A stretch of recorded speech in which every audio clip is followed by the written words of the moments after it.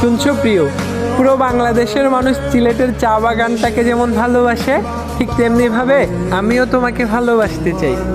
তুমি আমার মনটাকে বিছনাকান্দি রাস্তার মতো ভেঙে দিও না।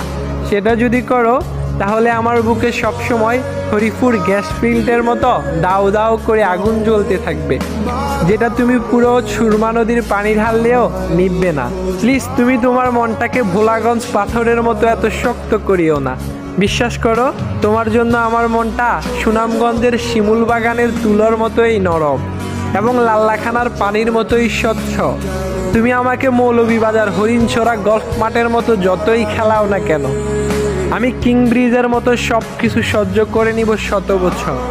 তুমি চাইলে আমাদের সম্পর্কটা চাতকের সুপারহিট সিমেন্টের মতো মজবুত জোড়া দিতে পারো, কারণ আমার মনটা হাকালুকি হাওরের মতোই বিশাল।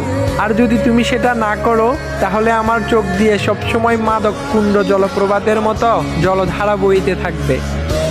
তুমি যদি আমাকে ছেড়ে চলে যাও তাহলে আমার জীবনটা 22 মোড়া রাস্তার মতো এলোমেলো হয়ে যাবে এবং কৈলাস শিলার মতো ধ্বংস হয়ে যাবে। এক কথায় আমার জীবনটা আলী আমজাদের ঘড়ির মতো 12টা বেজে যাবে। প্লিজ তুমি তোমার মনটাকে ঝাপলংয়ের পানির মতো একটু পরিষ্কার করো। আমি তোমাকে নিয়ে হালবনা গার্ডেনের আনারসের মতো মিষ্টি একটা জীবন কাটাতে চাই।